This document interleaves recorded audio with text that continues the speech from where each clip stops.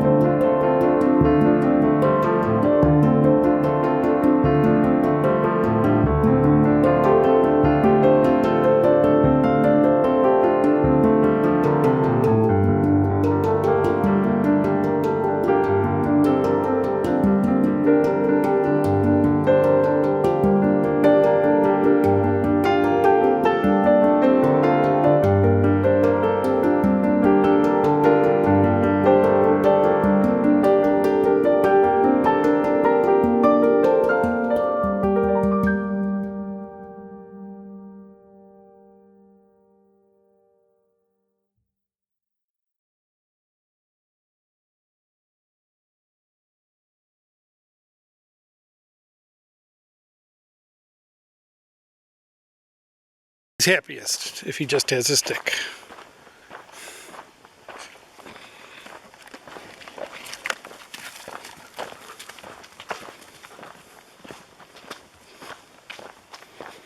But unfortunately, I'm not letting him take the stick in the car.